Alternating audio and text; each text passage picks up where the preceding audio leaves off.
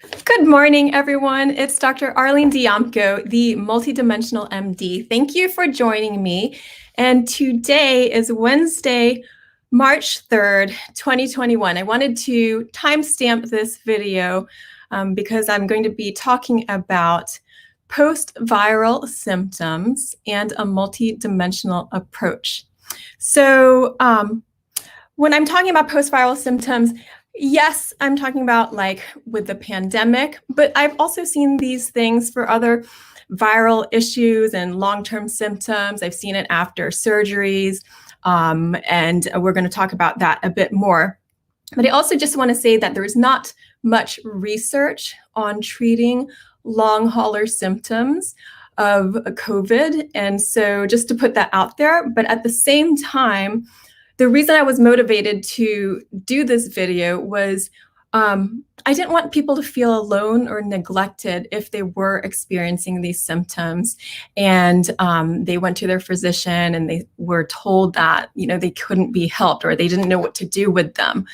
And I found that out because when I went to the urgent care about a month ago, I had a brief COVID contact. And so I just wanted to get checked out so everyone would feel safe around me, for my office, for my patients, but as also for my dad's services.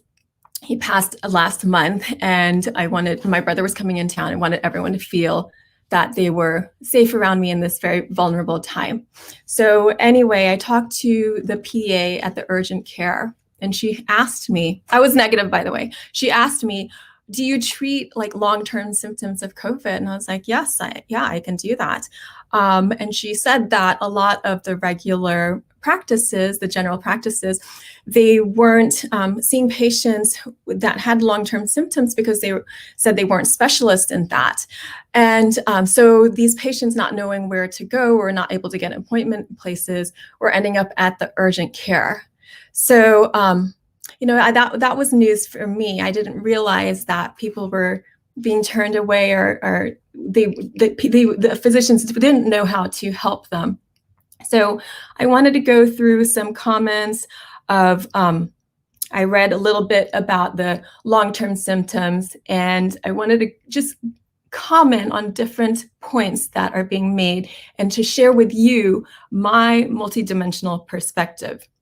So first of all, just a working definition of the long haulers. So different terms for this. There's a post-COVID, long haulers, long COVID, lingering COVID symptoms. And again, I see with this not just with COVID, but with other viruses after a major surgery. It's like a stuck button sometimes, like the symptoms just keep going on. But the labs have gotten better. So you're no longer infectious. They're not detecting any viral load anymore.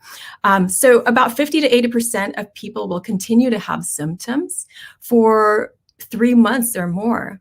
And the most common symptoms are, I'll put those up here so you can see them: fatigue, body aches, shortness of breath, difficulty concentrating, so brain fog, forgetfulness, just having a hard time exercising at what they were used to before they got sick, headaches, and difficulty sleeping. The NIH is also looking at this as well. And so they proposed another name for post-acute sequelae of SARS-CoV-2 infection, PASC. So we don't know what will be called in the future, but long haulers, long COVID, that's a really common one.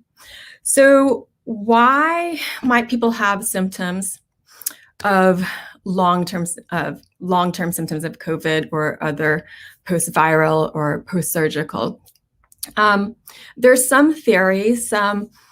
The researchers are looking into similarities with chronic fatigue and other things. So anyway, there are 4 main things that were brought up in this health.harvard.edu blog. And the 4 things were, and I'm going to comment on each of them. 1 was an ongoing level of inflammation. And inflammation per se is not necessarily bad, but the health is always in the flow. And so if there are stuck areas in the body, saying in the lymph system, the lymph helps to clear, to drain the inflammation. So you have inflammation, that's okay, and it has a purpose to fight off the infection, but then it also needs to drain. So our pathways need to be open, and open in a balanced way. So one's not too open, the other is not closed. The lymph system in particular works like a siphon. So if you ever imagine putting a tube into the fish tank and draining a fish tank, you get the tube pumping, and then it starts continuing to drain on its own. But if you put a kink in the hose, then the whole drainage pathway will either slow down if it's like a partial block, or if you completely squeeze it, it can like stop altogether. Okay, so the lymph system in the body works this same way. It needs to work all together. If there's a stuck area, then there's going to be a stuckness in the whole system. And this is an area that we don't really address as much in regular medicine. And so that's why I'm spending a little bit more time talking about it. In the springtime, I taught a lot of lymph pumping classes, and you can see one of the videos of those classes at allworldshealthacademy.com. It's free under COVID resources. You can take a look. I do find that if I am able to work with someone, give them a little bit of feedback just to tweak the way they're able to feel things, that they're able to create a very effective lymph pump. And I've gotten some great feedback from people through the month. So some people that took the class in spring 2020, some were sick, some did have COVID, and they could report that they felt better, they had more energy, they could breathe better, they had more color to their face. And this is even in the course of a 1 hour class. So the changes could happen very quickly. And then I did have some people that took that class then that were not sick, but actually later on developed COVID symptoms. And, they've told me that it helped them so much. So when they felt like they were having difficulty breathing, that they were able to use the lymph pumping and to help open up the pathways. And then it just helped them reassure that they had something that they could do to help themselves and not let the symptoms like run away. So anyway, going on, this will be also helpful for just easing those long-term symptoms. The health is in the flow. So I can't emphasize that enough. One was, again, the lymph pumping classes, but there are other ways to just get that lymph moving, and even going for a nice walk every day. You'll get your sunshine, some vitamin D, but that kind of gentle movement will also help get that lymph pumping. Even if you're not feeling so like if you're used to doing more hardcore exercise, don't let that discourage you. Just keep some sort of movement so that you can encourage that flow in your body. Okay, so number 2, in terms of like this, why symptoms plague long haulers. Well, there's a thought that it could trigger an autoimmune infection with an autoimmune condition with antibodies that are attacking your brain. This is very common. They call it like molecular mimicry, where antibodies are produced by the body, and they produce it to try to fight off the infection, but some of those proteins start to look a little similar to other proteins in the body, and so you have this accidental like autoimmune attack. And that for me is also an imbalance of the immune system. It's like overreactive. So it's starting to attack itself rather than the thing it's trying to fight off.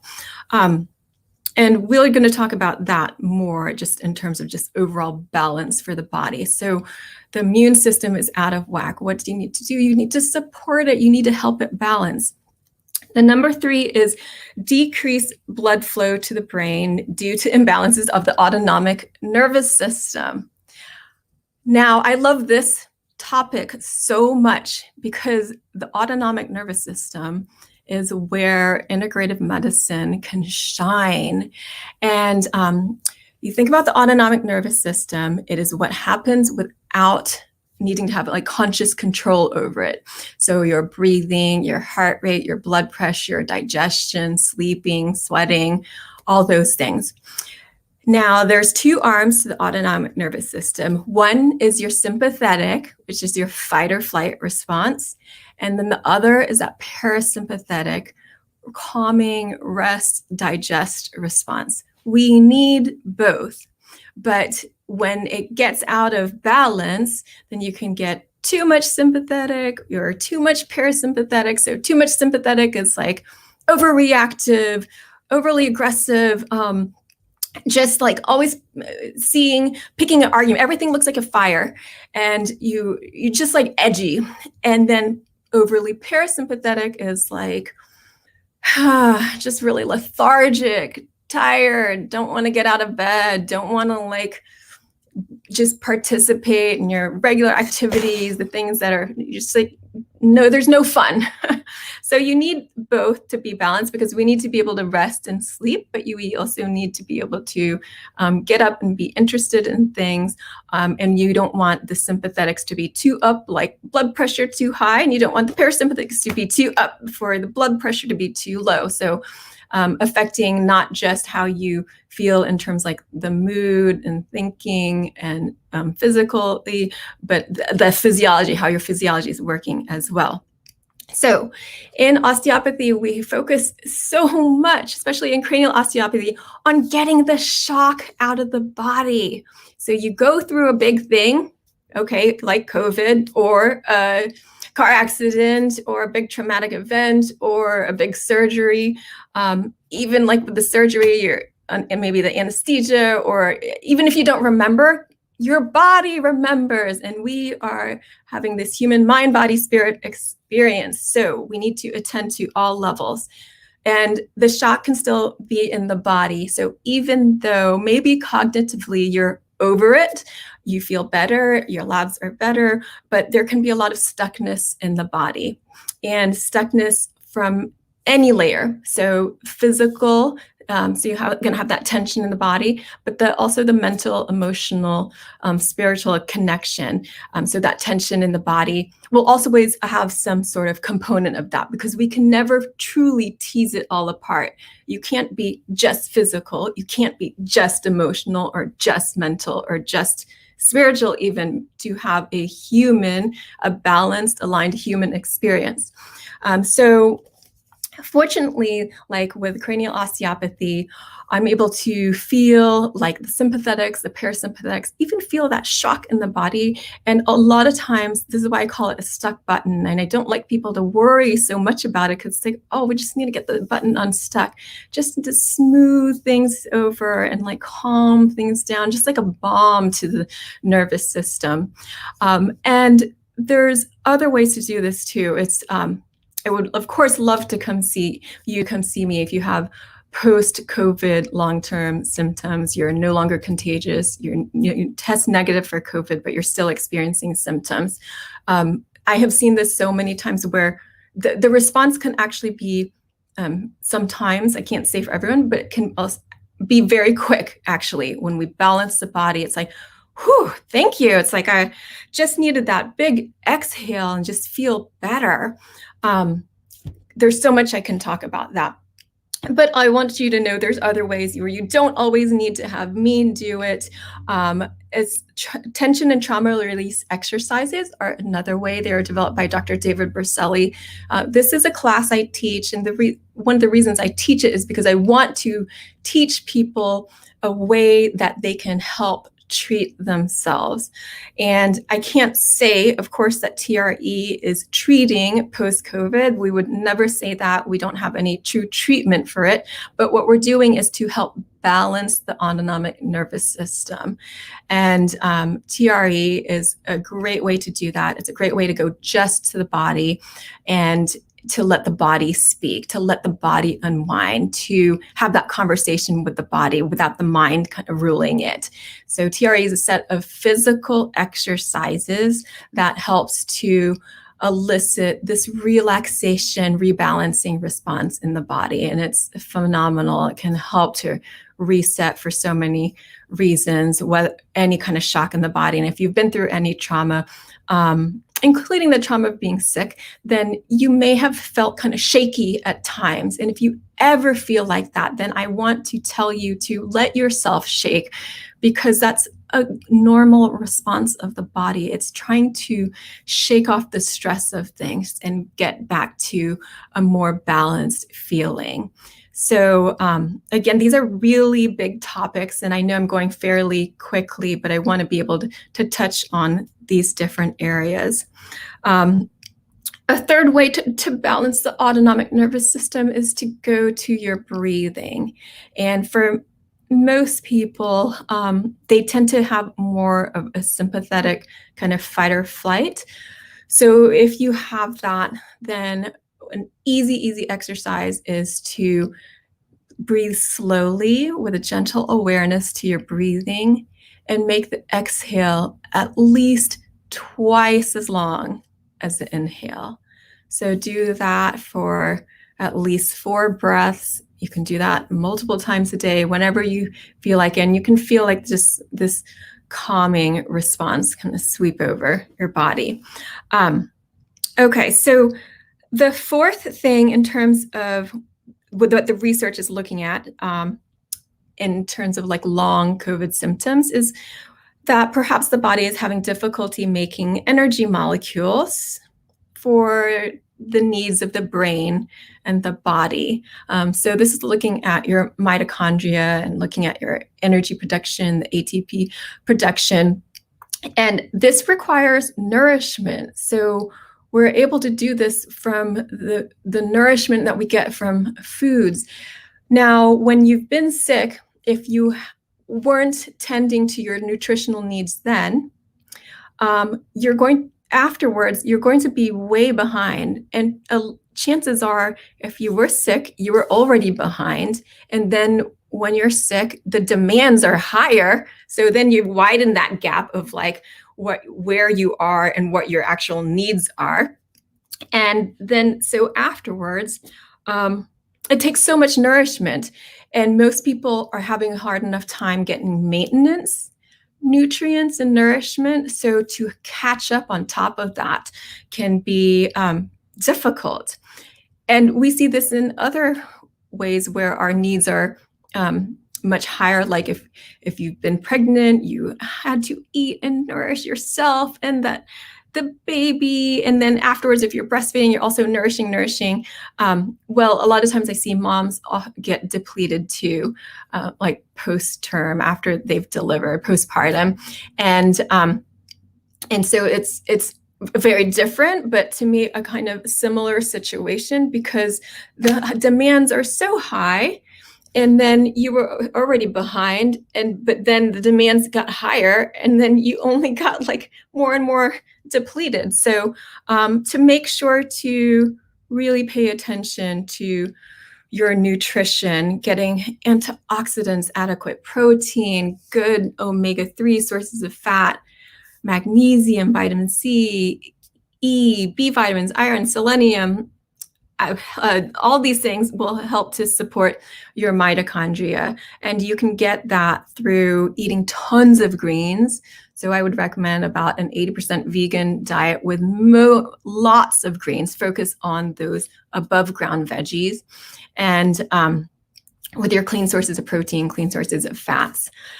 Selenium you can get through Brazilian nuts. If you can eat nuts, eat like 1 to 3 a day, and that can get you enough selenium for your day. It really helps you also in terms of detoxification. So, which is also important for your energy production in your body, because those little mitochondria can be really sensitive to toxins. And so again, the health is in the flow. You want nourishment to come in, and you want those detoxification pathways to be nice and open, so things can flow out that you don't no longer need.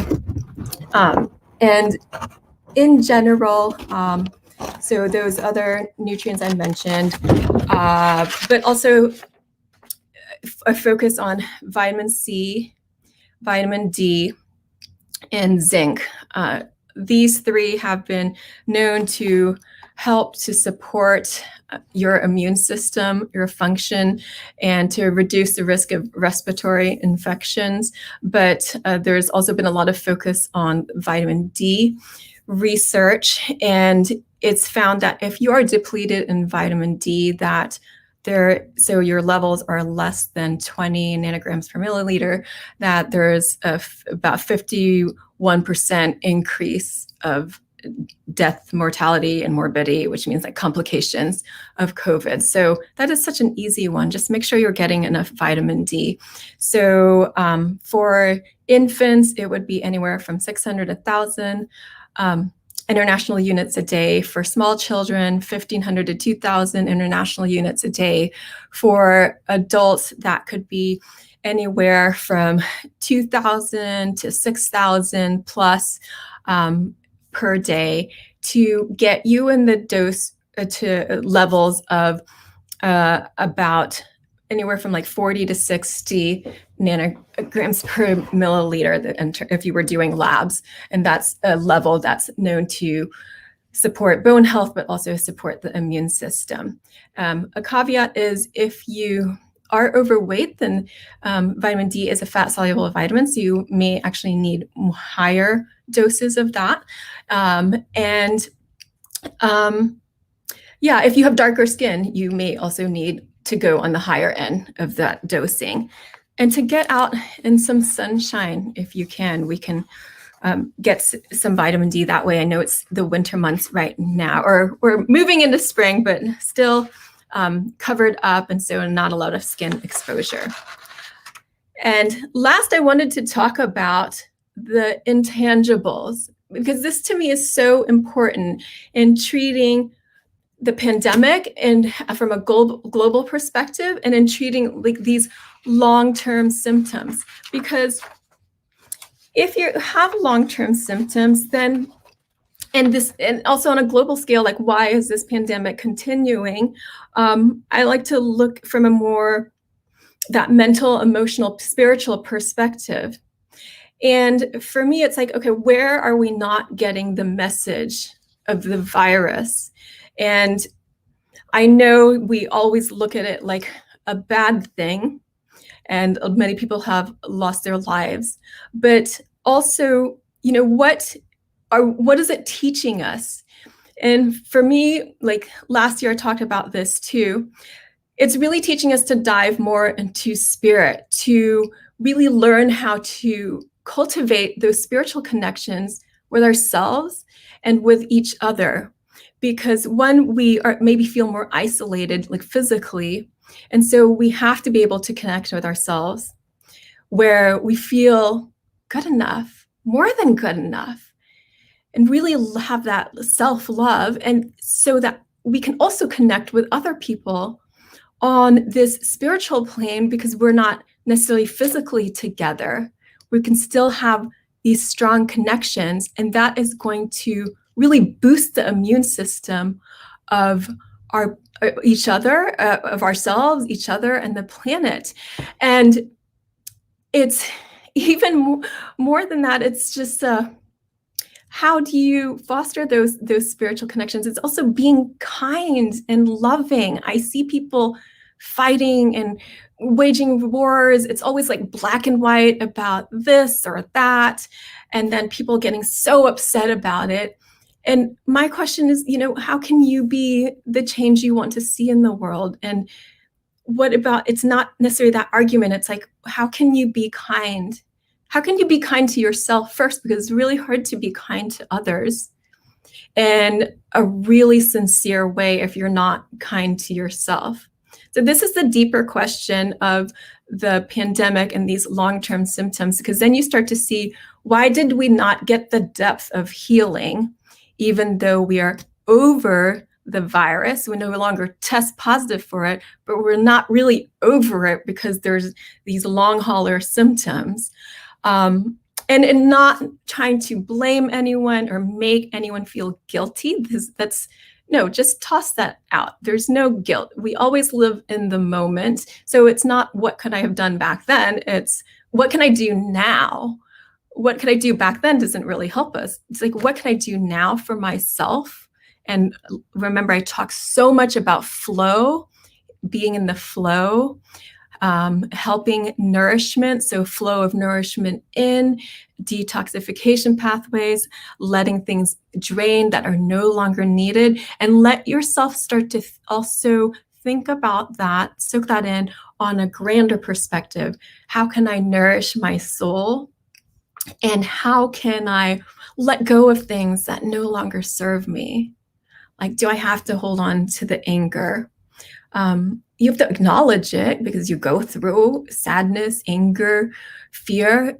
So we can't skip over that moment because it's what we experience. But how can we transmute that into something that serves us more and can be more loving for ourselves first, not in an egotistical way, but in a way that we know we are good enough. We are more than good enough. We are divine beings and somehow connected and united in this world. And how can we step into that more and be that light for ourselves and then other people? And this, for me, is the true depth of healing. I know I talked about some physical and mental, emotional, and the spiritual, and we need to align all of that so that we really feel what that true health within is. And so if we could have this discussion on and just normalize this discussion, I think that would be so helpful on a global scale, because we don't talk about this like in the news. We don't talk about how about we are kind to each other. Don't get news about that. How about you are gentle and loving to yourself? No, it's all about what medication could we use, or can we use its old medication and use it in a new way? So you see, that's one perspective, and I'm not saying that's not helpful, but it's not the big picture. So not to get lost and not just see the trees, we need to back out and see the big picture if we want to have a bigger depth of healing. So I'm going to leave it with that. Thank you, everyone, for being here. Please like and subscribe if you haven't already. Don't forget, there's free resources I've put together on allworldshealthacademy.com. If you go to the main website, allworldshealth.com, you can click on Academy and it will take you there. You just have to sign in. You have access to some free resources that I put together. And you can also follow me on Instagram at allworldshealth, on Facebook, All Worlds Health and Pediatrics. I would love to hear from you anytime. Lots of love to you. Take care. Have a great rest of your day, great rest of your week, and I will see you next time, Wednesday, 11 a.m. EST.